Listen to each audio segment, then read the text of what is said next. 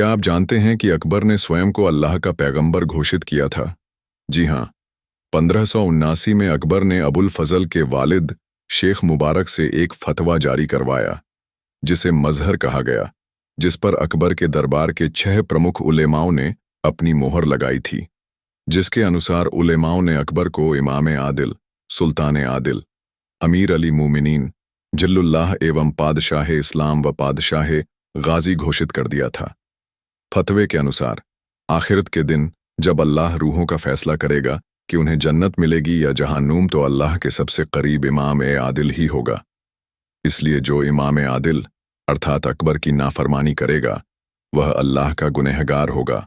और क्योंकि बादशाह अकबर सुल्तान आदिल है, जो किसी भी इस्लामिक कानून पर मत देने के लिए अधिकृत मुजताहिद से बड़ा है, इसलिए कुरान और हदीस व इस्लामिक कानून से संबंधित सभी प्रश्नों पर विवाद की स्थिति में अकबर का मत अंतिम व निर्णायक होगा।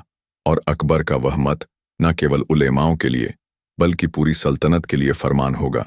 साथ ही अकबर झिल्लुल्लाह अथवा पृथ्वी पर अल्लाह की परछाई भी है, जो संपूर्ण विश्व के मोमिनों अथवा मुसलमानों का अमीर अल मोमिनीन और इस्लाम का रक्षक एवं काफिरों पर फतह करने वाला पादशाह गाजी और पादशाह इस्लाम भी है। और जो भी अकबर का विरोध करेगा वह न केवल इस दुनिया बल्कि दूसरी दुनिया में भी जहन्नुम भोगेगा। हालांकि मजहर से पूर्व में भी अकबर एक ऐसी परंपरा को जन्म दे चुका था जिसने उसे अल्लाह के समानांतर लाकर खड़ा कर दिया था। 1578 में अकबर ने पहली बार अपने नाम पर खुतबा पढ़ा, जिसके अंत में अल्लाहु अकबर शब्द का प्रयोग किया गया था, जिसके 2 अर्थ निकलते थे। पहला अर्थ था अल्लाह महान है एवं दूसरा अकबर ही अल्लाह है। अबुल फजल व बदायूनी दोनों ने लिखा है। यह सुनकर उलेमाओं व सामान्य मुसलमानों में भी भारी असंतोष फैला था। ऐसे ही असंतोष का वर्णन हमें मजहर के जारी होने पर भी मिलता है। एक उलेमा मुल्लाह शेरी ने तो यहां तक कह डाला कि इस वर्ष अकबर ने स्वयं को पैगंबर घोषित किया है। संभव है कि अगले वर्ष वह स्वयं को अल्लाह घोषित कर दे। मजहर से काजियों और उलेमाओं की नाराजगी इतनी अधिक बढ़ गई थी कि जौनपुर व बंगाल के 2 काजियों ने तो अकबर के विरुद्ध जिहाद का फतवा ही दे दिया। और तब अकबर के भाई मिर्जा हाकिम और पटना के अफगान जागीरदार मासूम खान काबुली ने अकबर के विरुद्ध जिहाद की घोषणा कर दी। हालांकि दोनों ही जंगों में पराजित हुए और अकबर ने दोनों काजियों को जिंदा पकड़कर मौत के घाट उतरवा दिया। भविष्य में कोई काजी अकबर के विरुद्ध जिहाद का आह्वान न करे, इसलिए उसने हुक्म जारी किया, ना ही किसी भी क्षेत्र पर बिना अकबर की अनुमति के मदरसा व मस्जिद बनाई जा सकती है, ना ही कोई भी मौलाना बिना अकबर की अनुमति के मस्जिद में नियुक्त हो सकता है। एवं सदर जो अकबर के दरबार का प्रमुख उलेमा व काजी होता था, वह पदवी रद्द कर दी। परंतु ऐसा भी नहीं था कि अकबर का यह पैगंबरवाद अचानक जागृत हो गया था, अपितु अकबर स्वभाव से अत्यंत अहंकारी व कुटिल व्यक्ति था। जहां एक ओर बदायूनी ने अकबर को किसी भी काजी उलेमा के समक्ष न झुकने वाला व्यक्ति बताया है, वहीं यात्री बर्तोली ने अकबर की कुटिलता के विषय में कहा है। अकबर के मन की बात जानना अत्यंत कठिन था। वह सामने मीठा बोलता था, परंतु उसकी कथनी और करनी में बहुत अंतर होता था। यदि आज के अकबर और कल के अकबर में तुलना की जाए तो उसमें कोई समानता ही नहीं थी। अकबर की इस कुटिलता के कारण अकबर का पैगंबरवाद भी अकबर के दरबारियों से अनेकों वर्षों तक छिपा रहा। वास्तविकता में जब अकबर ने 1575 में इबादत खाने की नींव रखी थी, तब इबादत खाने को सुन्नी उलेमाओं द्वारा इस्लामिक विषयों पर विचार विमर्श के स्थल के रूप में देखा गया था। परंतु इबादत खाने में होने वाले तर्क वितर्क से अकबर ने आलिम उलेमाओं को आपस में लड़वाकर न केवल स्वयं को इस्लामिक कानून का विशेषज्ञ समझने वाले काजियों का घमंड तोड़ा, अपितु अपने समर्थकों व शत्रु उलेमाओं की पहचान भी की। इबादत खाने की चर्चाओं से अकबर को यह स्पष्ट भी होने लगा कि कौन से उलेमा ऐसे हैं जो उसकी इच्छाएं की पूर्ति को इस्लामिक कानून की दृष्टि से जायज ठहरा सकते हैं, और कौन उलेमा ऐसे हैं जो इस्लामिक कानून की आड़ लेकर मेरा विरोध कर सकते हैं। बदायूनी ने बताया है कि इबादत खाने का स्तर यहां तक गिर चुका था कि जब मौलाना तर्क वितर्क में जीत नहीं पाते थे तो वे दूसरे मौलाना पर आक्षेप लगाने व हाथ उठाने से भी नहीं कतराते थे, जिसका सीधा लाभ अकबर को होता था। यही नहीं, इबादत खाने का सर्वप्रथम चर्चा का निष्कर्ष ही यह था कि अकबर के 9 निकाह जायज़ है, क्योंकि सुन्नी इस्लामिक कानून के अनुसार अकबर के केवल 4 निकाह ही जायज़ ठहराए जा सकते थे। परंतु बदायूनी ने अकबर को यह कहकर प्रसन्न कर लिया कि शियाओं में प्रचलित मूता निकाह जो अनंत स्त्रियों से किया जा सकता है, वह सुन्नियों के लिए भी हलाल है। एवं इस मत का विरोध करने वाले काजी याकूब व अन्य काजियों को अकबर ने क्रोधवश उनकी पदवी से हटा दिया, जिससे अकबर के सदर और मुकद्दम को भी भारी असंतोष हुआ। यही नहीं, इबादत खाने की चर्चाओं को अभी अधिक समय भी नहीं हुआ था कि अकबर ने शाही मोहरों पर बिस्मिल्लाह उर रहमान उर रहीम के स्थान पर अल्लाहु अकबर लिखवाना आरंभ कर दिया।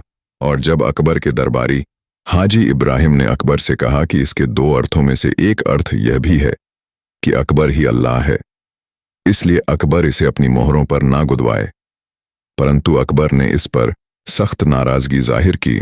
यही 2 अर्थों वाले शब्द 2 वर्ष के पश्चात अकबर के नाम के खुतबे में दोहराए गए। खुतबे के पश्चात सजदा की परंपरा का भी आरंभ हुआ, जिसने पुनः उलेमाओं के कान खड़े कर दिए, क्योंकि इस्लामिक कानून के अनुसार सजदा केवल अल्लाह के सामने किया जा सकता है।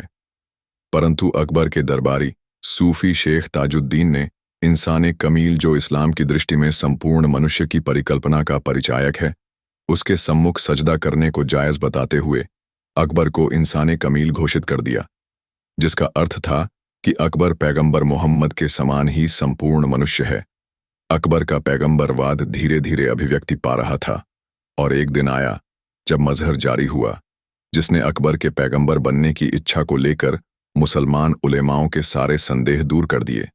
इसी मजहर के पश्चात अकबर ने अजमेर में स्थित मोइनुद्दीन चिश्ती की दरगाह की अंतिम यात्रा की, जिसका अर्थ इतिहासकार यह भी मानते हैं कि अकबर अब स्वयं को इतना प्रबल मानता था, जिसे न तो किसी अन्य सूफी शेख की दुआ की आवश्यकता है, न ही उनकी तालीम की, बल्कि वह तो स्वयं को ही चमत्कार दिखाने वाला पैगंबर मानता था। क्रिश्चियन मिशनरी जेजुइट ने लिखा है कि अकबर स्वयं को पैगंबर समझता था और यह चाहता था कि जिस जल से वह पांव धोता है, रोगी मनुष्य उसे चमत्कारी पानी समझकर पिएं। वह लोगों को यह विश्वास कराना चाहता था कि उसके देखने मात्र से अथवा पानी में फूंक मार देने से रोग ठीक हो जाते हैं।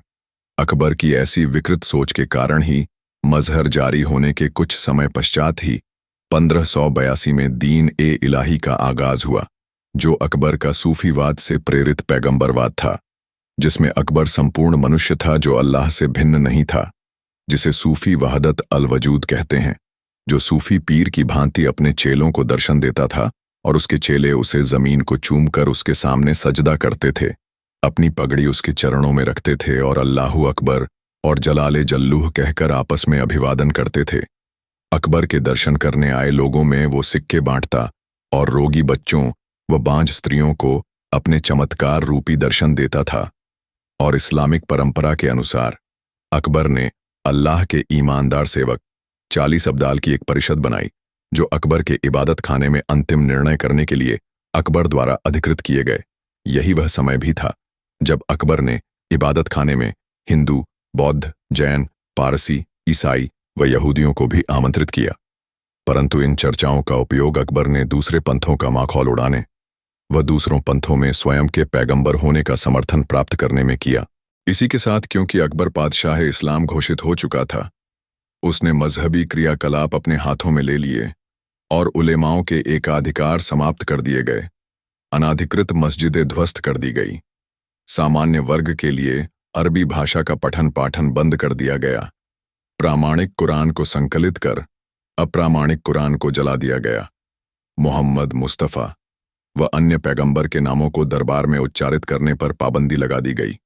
और अपने पैगंबरवाद के नए दौर में अकबर ने तारीख़ इलाही अथवा इलाही कैलेंडर की घोषणा कर दी, जो अकबर के शासनकाल 1556 से आरंभ होता था। अंत में मैं यह आशा करता हूं कि आपको इसमें कोई संदेह शेष नहीं रहा होगा कि कैसे अकबर स्वयं को अल्लाह, पैगंबर व संपूर्ण मनुष्य समझता था, जिसे आज के मनोविज्ञान के शब्दावली में नार्सिसिज्म कहा जाता है। यदि आप भी मुझसे सहमत हैं तो कमेंट कर हमें बताएं। और यदि आपको यह वीडियो ज्ञानवर्धक लगी हो तो लाइक करें, अपने मित्रों, बंधु बांधवों से शेयर करें और चैनल को सब्सक्राइब करें।